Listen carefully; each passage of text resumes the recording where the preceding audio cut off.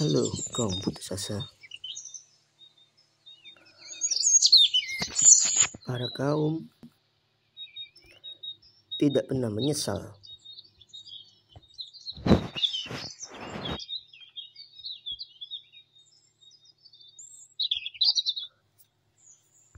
dengan hal-hal yang mereka lakukan. Tetapi anehnya,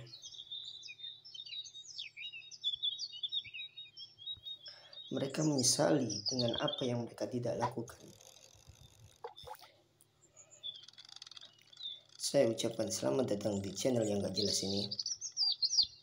Semoga Anda tidak terhibur. Selamat membuang waktu Anda.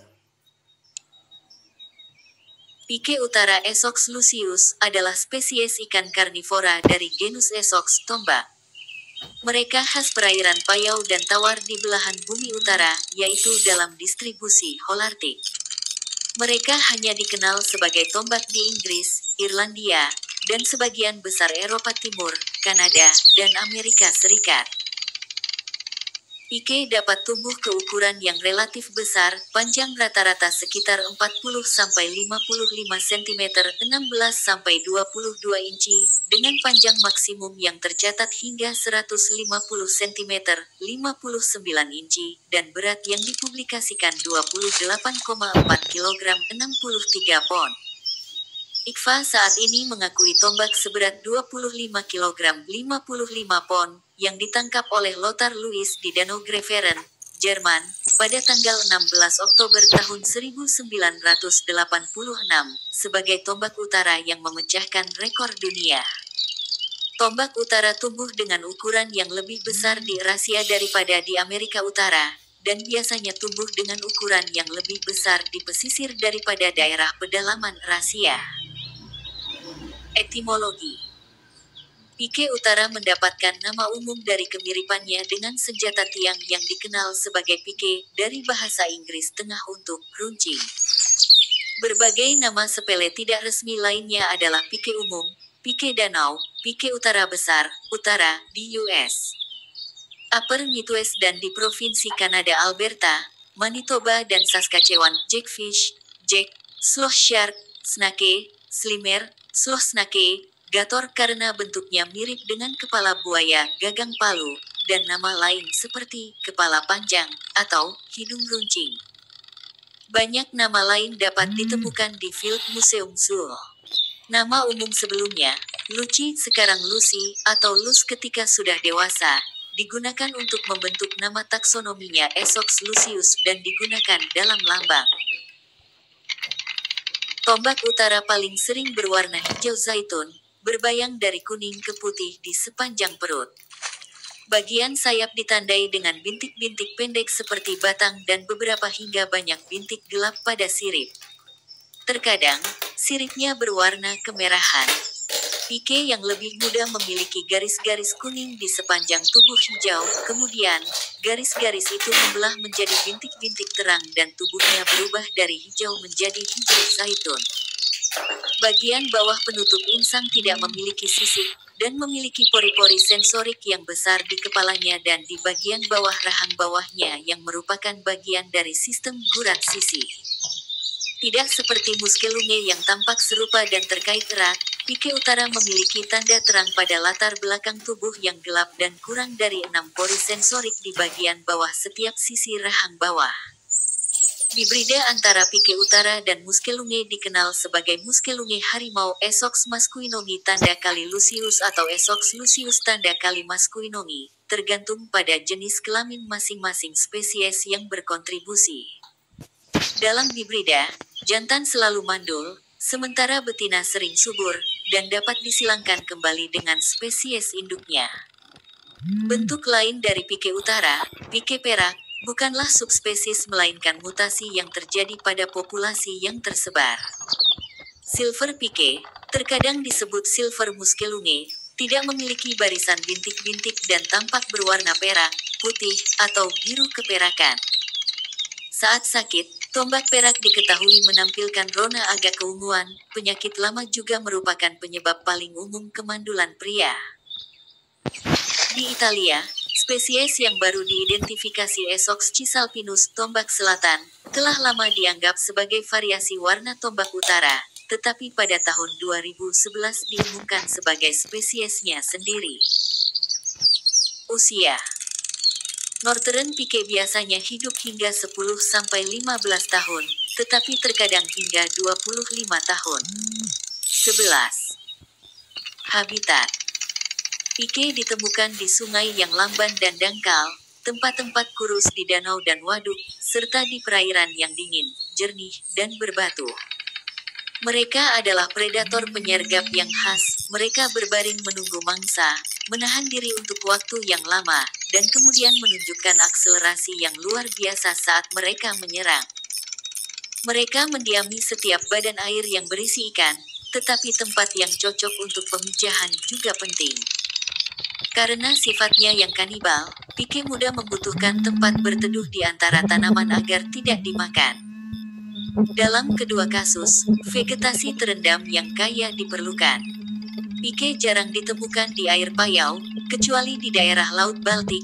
Di sini mereka dapat ditemukan menghabiskan waktu baik di muara sungai maupun di perairan payau terbuka Laut Baltik. Adalah normal bagi tombak untuk kembali ke air tawar setelah beberapa saat di perairan payau ini.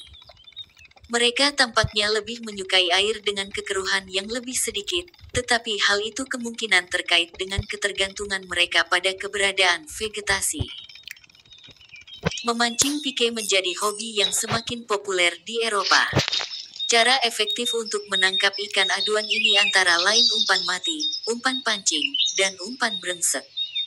Mereka dihargai sebagai ikan buruan karena perjuangan mereka yang gigih. Penangkapan ikan tombak di danau dari pantai sangat efektif selama musim semi, ketika tombak besar pindah ke perairan dangkal untuk bertelur di daerah yang rerumputan, dan kemudian banyak yang tinggal di sana untuk memakan spesies ikan kasar pemijahan lainnya untuk mendapatkan kembali kondisi mereka setelah pemijahan. Jack pike yang lebih kecil sering tetap berada di perairan dangkal untuk perlindungan mereka sendiri, dan untuk makanan ikan kecil yang tersedia di sana.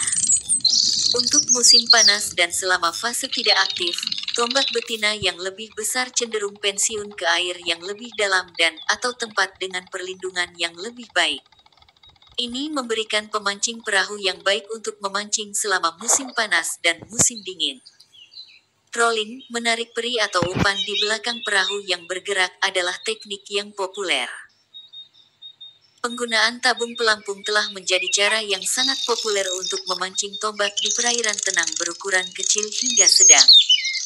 Memancing ikan pike adalah cara lain yang memenuhi syarat untuk menangkap ikan ini, dan tabung apung sekarang diakui sebagai kapal air yang sangat cocok untuk memancing dengan pike. Mereka juga ditangkap dengan cara ini dengan menggunakan pola yang meniru benih kecil atau invertebrata. Dalam beberapa dekade terakhir, lebih banyak tombak yang dilepaskan kembali ke air setelah ditangkap catch and release, tetapi mereka dapat dengan mudah rusak saat ditangani. Menangani ikan tersebut dengan tangan kering dapat dengan mudah merusak kulit mereka yang tertutup lendir dan mungkin menyebabkan kematian mereka karena infeksi. Karena mereka memiliki gigi yang sangat tajam dan banyak, diperlukan kehati-hatian dalam melepas kait tombak. Treble tanpa duri direkomendasikan saat memancing untuk spesies ini, karena memudahkan pelepasan kait. Ini dilakukan dengan menggunakan forceps panjang, dengan klem arteri 30 cm merupakan alat yang ideal. Saat memegang tombak dari bawah di rahang bawah, ia akan membuka mulutnya. Itu harus dijauhkan dari air untuk waktu seminimal mungkin, dan harus diberikan waktu ekstra untuk pulih jika ditimbang dan difoto sebelum dilepaskan. Jika mempraktikkan pelepasan langsung, disarankan untuk memanggil ikan tertangkap saat berada di samping perahu. Lepaskan kail dengan cara meraihnya dengan tang berhidung jarum saat ikan masih terendam dan membaliknya ke arah yang membuat kail keluar dari mulut. Ini menghindari kerusakan pada ikan dan stres karena kehabisan air. Di Finlandia, menangkap kimpihauki, seekor tombak dengan berat setidaknya 10 kg 22 pon, dianggap sebagai kualifikasi sebagai nelayan ahli. Banyak negara telah melarang penggunaan ikan hidup untuk umpan, tetapi tombak dapat ditangkap dengan ikan mati, yang mereka temukan dengan bau. Untuk teknik ini, ikan laut yang gemuk seperti herring, sarden, dan makrel sering digunakan. Dibandingkan dengan ikan lain seperti belut, pike tidak memiliki indera penciuman yang baik, tetapi masih lebih dari cukup untuk menemukan bait fish.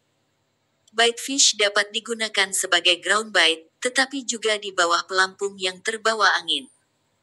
Metode ini sering digunakan di musim dingin dan paling baik dilakukan di danau dekat kumpulan ikan pemangsa atau di bagian yang lebih dalam dari badan air dangkal, di mana ikan pike dan ikan pemangsa cenderung berkumpul dalam jumlah besar.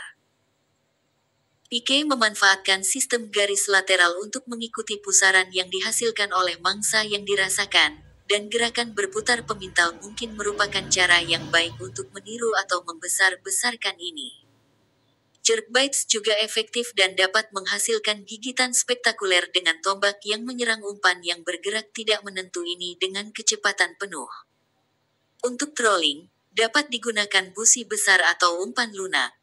Sendok dengan lapisan cermin sangat efektif ketika matahari berada pada sudut yang tajam terhadap air di pagi atau sore hari karena mereka menghasilkan getaran yang telah dibahas sebelumnya dan menyebabkan kilatan sinar matahari reflektif yang meniru kilatan mangsa perut putih. Saat memancing di air dangkal untuk pike yang lebih kecil, umpan yang lebih ringan dan lebih kecil sering digunakan. Lalat woolly bugger, yang sederhana adalah umpan favorit di antara para pemancing lalat yang tajam di belahan bumi selatan. Memancing ikan tombak adalah aspek yang mapan dari olahraga ini dan sekarang ada banyak produk khusus yang digunakan secara khusus untuk menargetkan ikan ini. Terima kasih sudah membuang waktu Anda, wahai kaum putus asa.